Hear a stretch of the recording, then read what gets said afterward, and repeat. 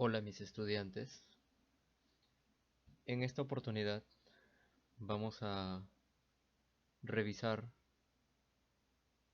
algunos conceptos y definiciones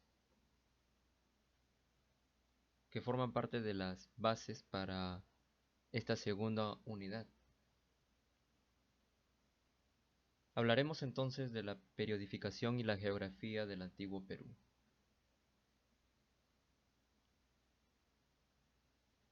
Para esto es necesario tomar prestado un concepto de la arqueología y de los historiadores.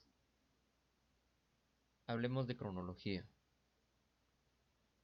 Nosotros como arquitectos nos podemos servir o apoyar en otras disciplinas. En este caso, para el estudio de la historia y la teoría que estamos revisando, es necesario tener presente este concepto. La cronología es importante porque nos permite conocer y ubicar en el tiempo la situación, las características, los acontecimientos que formaron parte de una determinada cultura. Pero cuando hablamos de cronología, hay dos tipos de cronología: la cronología relativa y la cronología absoluta.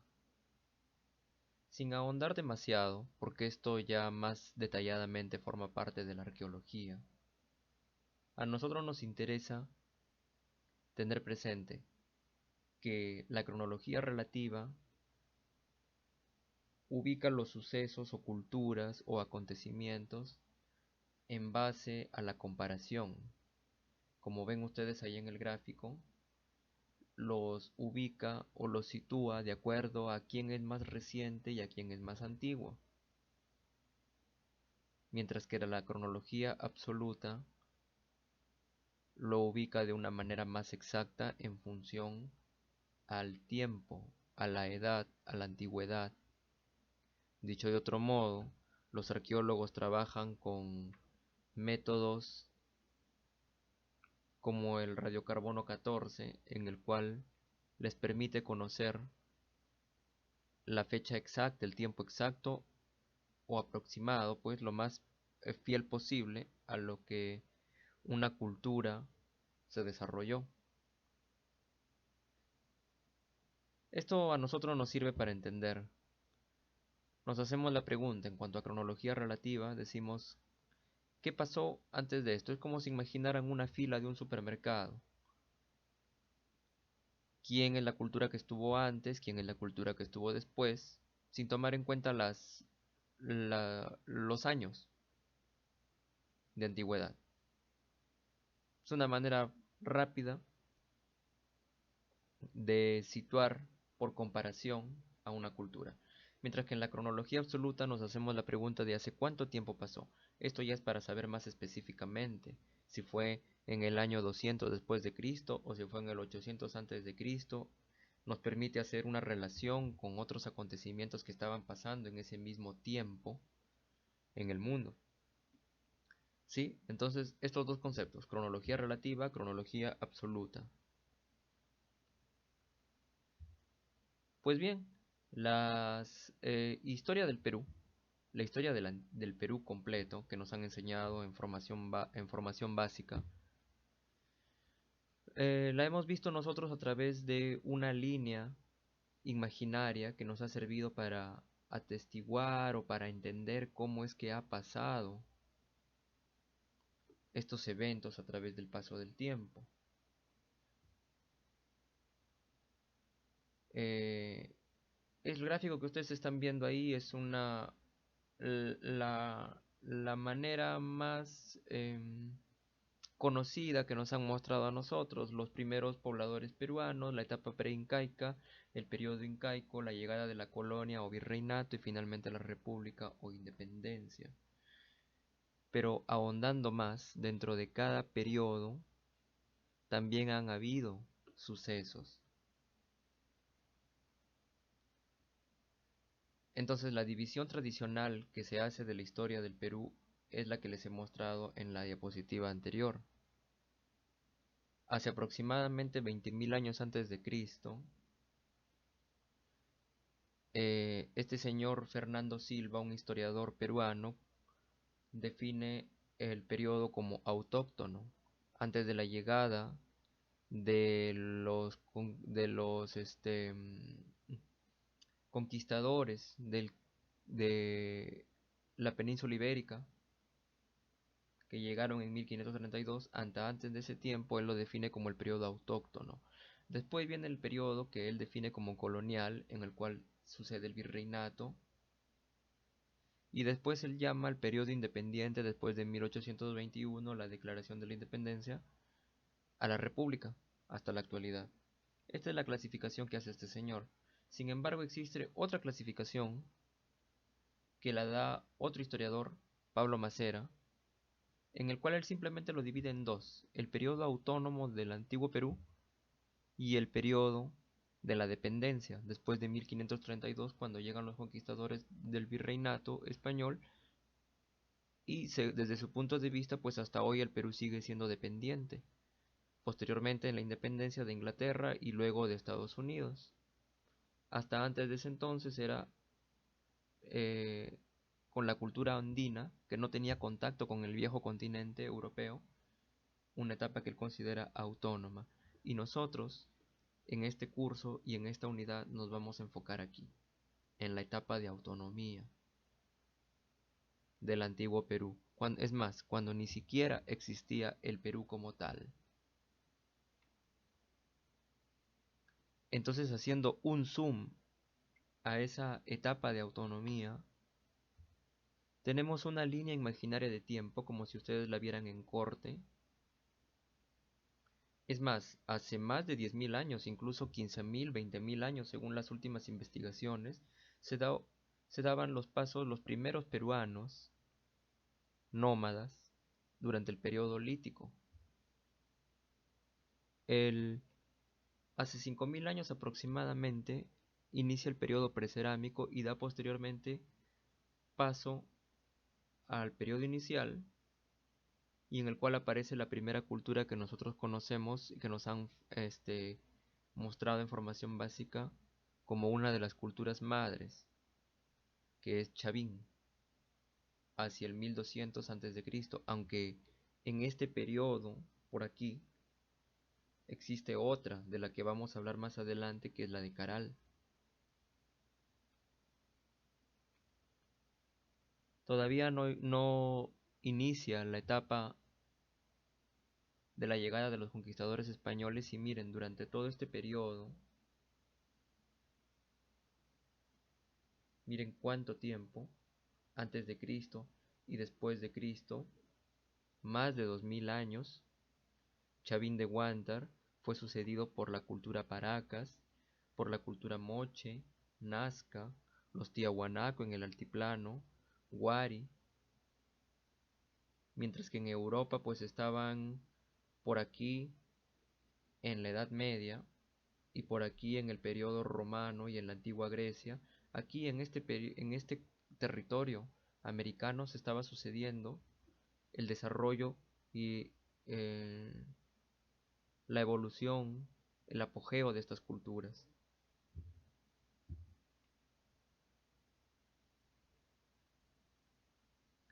Vean, todavía continúa el periodo prehispánico, es extenso. Lambayeque, Chimucha, Chapoyas, la cultura chimú, que es propia de este territorio. Finalmente, la llegada de los incas.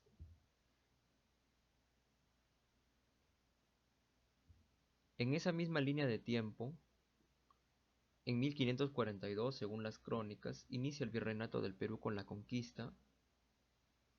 Bueno, no inicia propiamente el virreinato del Perú, pero en 1532, en 1542 ya se da la conquista de este territorio, y los conquistadores de la península ibérica, castellanos, españoles, llegaron a este territorio. Se asienta entonces el virreinato del Perú, en el cual se desarrollan diferentes estilos, diferentes escuelas, diferentes eh, construcciones, una arquitectura diferente a la que existía antes de su llegada. En 1821, con la Declaración de la Independencia, inicia la República del Perú. Y también igual, se dan corrientes de arte, de pensamiento, en arquitectura, hasta llegar finalmente a la actualidad. Enfocándonos nosotros en el antiguo Perú, o sea, en el periodo autónomo, existen dos cronologías elaboradas por dos arqueólogos que son las más aceptadas hasta el día de hoy. La primera que tenemos es la cronología del señor John Roque, en la cual él periodifica eh, el antiguo Perú, o para ser más correctos hablando, los Andes centrales. De esto vamos a hablar más adelante. En el que clasifica los Andes centrales y las culturas que se desarrollaron ahí en función a los estilos artísticos y las formas de expresión. Él lo divide en horizontes, en función a cómo cambia su cerámica hasta la llegada de los incas. Esta es una cronología bastante fácil de memorizar porque trabaja por horizontes. Pero tenemos otra que se adapta mejor a nuestra carrera, que es la cronología económico-social que hace el señor Guillermo Lumbreras, en la cual él periodifica el antiguo Perú o los Andes centrales, las culturas de los Andes centrales, en función a las relaciones sociales y económicas que mantuvieron y cómo aprovecharon el entorno, cómo se expandieron en el territorio. Entonces él lo clasifica en periodos que coinciden en ser 7, igual que hace John Rowe, pero los nombres cambian. Revísenlo con mayor detenimiento, porque no es complicado eh, aprender esta nomenclatura, y es necesario que ustedes la tengan presente cuando hablemos del antiguo Perú o del periodo prehispánico que forma parte de esta unidad, porque si vas a trabajar con una cultura y conocer sus características, también es importante que la ubiques en el tiempo. En resumen, en este gráfico elaborado por un par de sus compañeros de los ciclos anteriores, se muestra la comparación entre las teorías de tres autores, Roque, Lumbreras y otro señor más, que es una teoría que también la hemos considerado aquí. Ahí ustedes pueden ver, ellos por ejemplo lo han elaborado en forma de un espiral, y allí ustedes pueden ver la proporción que tiene el tiempo que duran los incas y todo lo que está detrás de los incas hace 15.000 años antes de Cristo, todas las culturas, los grupos humanos, las civilizaciones que se desarrollaron antes de la llegada de los incas. O sea, los incas son la síntesis o la punta, son los últimos 80 años nada más de todo el desarrollo que se vivió en los Andes centrales. Imagínense. Además, con esto ustedes se están dando cuenta, si ven el gráfico que lo muestra mejor aquí, que en realidad el tiempo no es una línea, sino que por cuestiones de entendimiento y comprensión, nosotros lo representamos al tiempo como una línea. Pero miren, ahí hay tres líneas de tiempo que se han superpuesto para ser comparadas de acuerdo a sus tres autores, y en algunos casos coinciden y en otros no. a pesar de que el tiempo es el mismo. Es casi como si vieran el multiverso de ciencia ficción. En realidad el tiempo es así. Pero sigámoslo representando de manera bidimensional. Es importante entonces, repito, comprender el tiempo, comprender la cronología antes de empezar a hablar de las culturas y desarrollarlas individualmente. Porque el paso que estas culturas han dado hasta llegar a los incas han sido progresivos, han sido eh, una demostración que estas personas han tenido del ingenio, la adaptación, la transformación del entorno, la integración del territorio, el desarrollo de tecnologías.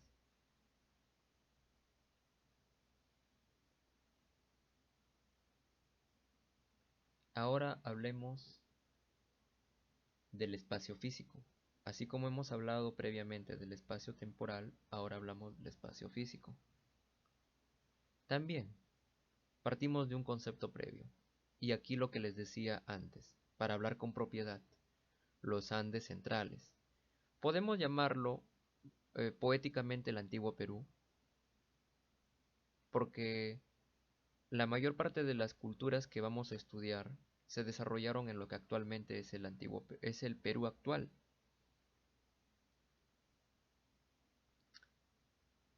Pero en realidad el Perú está inserto dentro de una cadena montañosa que recorre todo Sudamérica del norte al sur, que es la cadena de los Andes, la cadena montañosa de los Andes, que incluso pasa por debajo del mar y llega hasta la Antártida. Recuerden que hablamos la vez pasada de la formación de los continentes y una de las teorías dice que precisamente son las placas tectónicas las que se mueven y crean estas cadenas montañosas en, en transformaciones de miles de años. Ahora, esta cadena montañosa se subdivide la partecita que es de Venezuela y Colombia y una parte de Ecuador como Andes del Norte.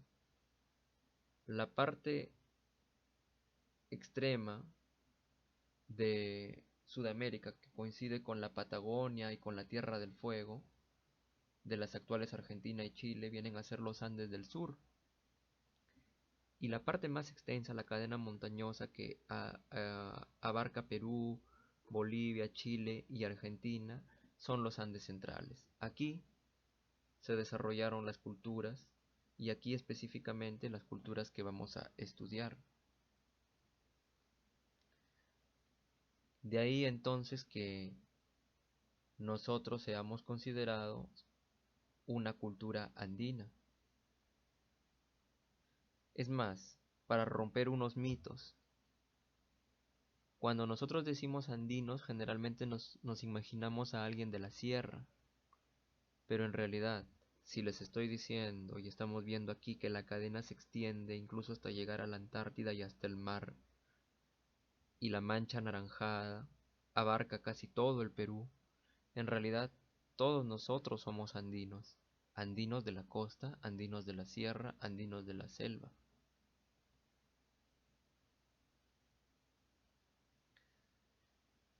Esa cadena montañosa que son los Andes y que abarcan prácticamente todo el territorio nacional de nosotros, los peruanos, ocasiona que se produzcan diferentes climas, diferentes ecosistemas, como habíamos conversado, producto de esta cadena. Fíjense, la cadena está colocada, la cadena de los Andes, la cordillera de los Andes atraviesa prácticamente todo el Perú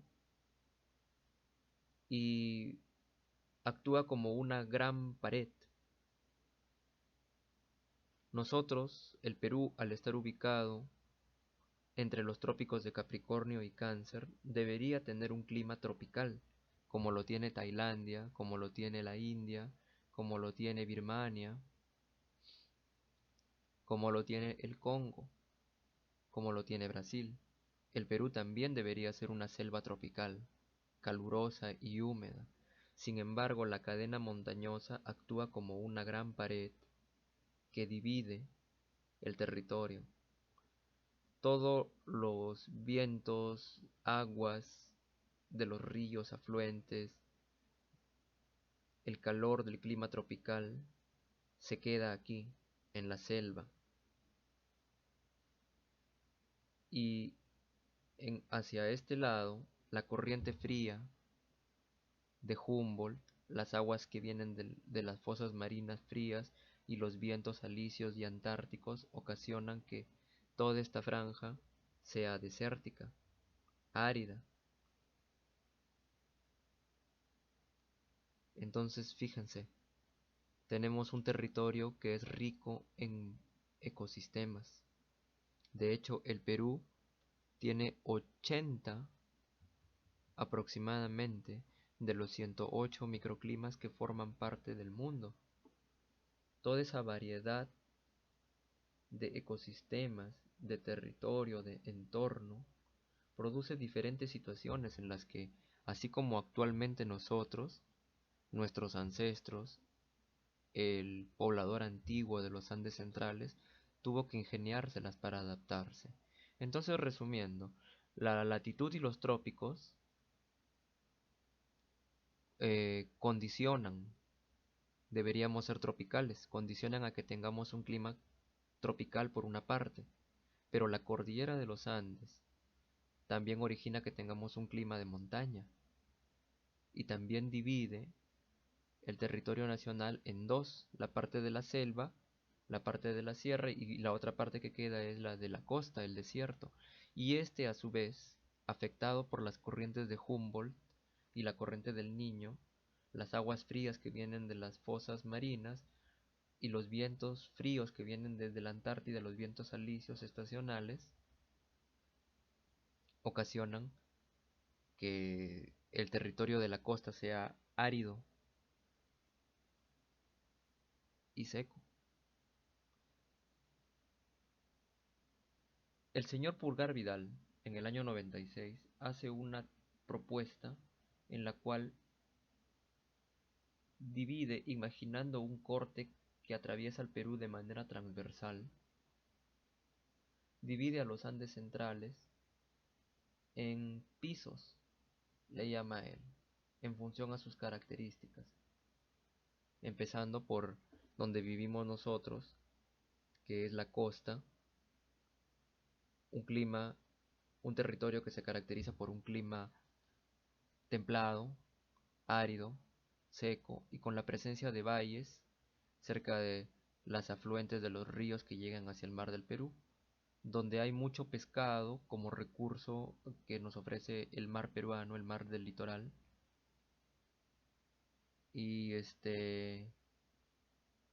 mariscos y suerte de territorio llano horizontal que incluso favorece la agricultura. Mientras vas subiendo, a medida que te alejas del nivel del mar, aparece la región Yunga, que es como si tú, imagínate pues te fueras hacia la sierra, pero estás todavía por Oto, por Sirán, y también es un clima templado, cálido, pero un poco más fértil. Te permite el cultivo de otras especies de vegetales para el consumo y también el desarrollo de otros ecosistemas. Sigues avanzando a medida que subes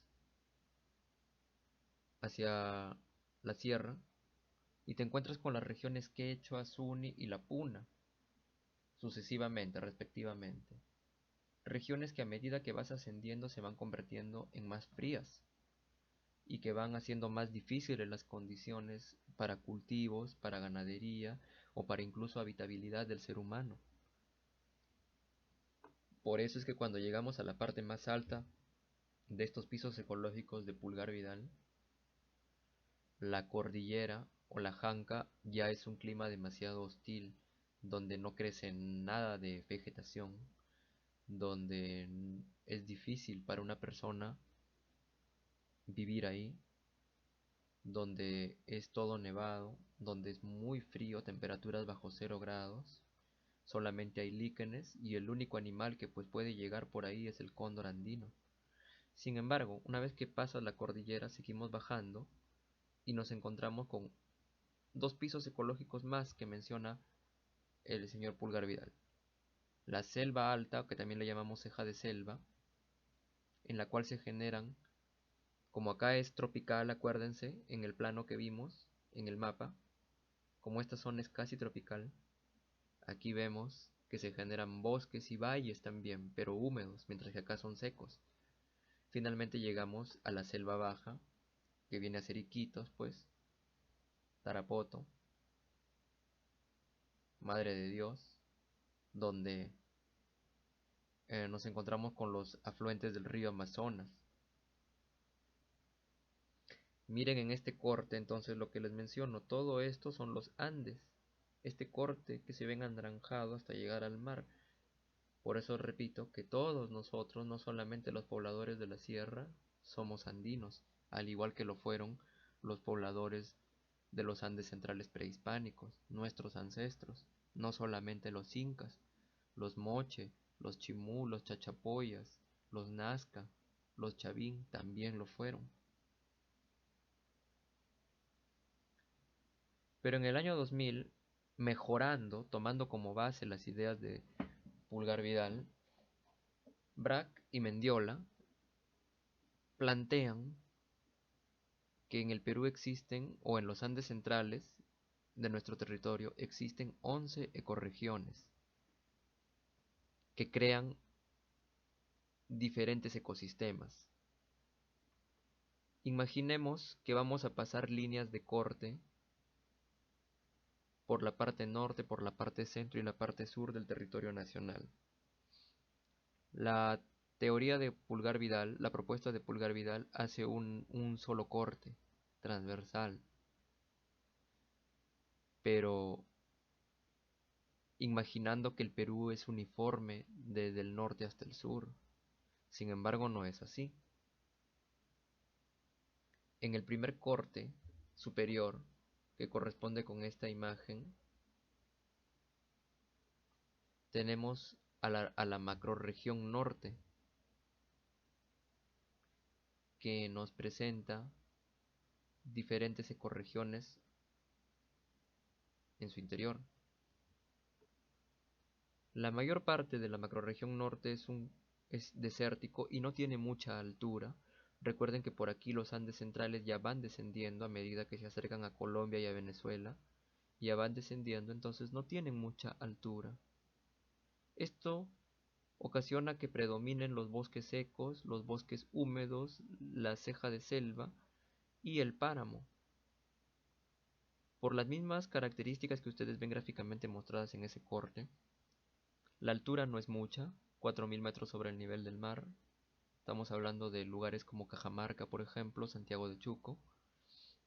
Y la comunicación entre regiones es más accesible para nosotros ahora y para la gente de la época prehispánica con mayor razón, tenían mayor facilidad de comunicación. Eh, esta misma cierta relativa horizontalidad del terreno permite el cultivo en grandes extensiones y se generan valles que permiten el desarrollo de la agricultura. Vámonos a la región central, que es este corte, que corresponde con este gráfico. Y aquí vemos que cambia en comparación con la macrorregión norte. La altura llega incluso a 6000 metros sobre el nivel del mar. En este corte se encuentra el Nevado Huascarán. Y el ascenso es más abrupto.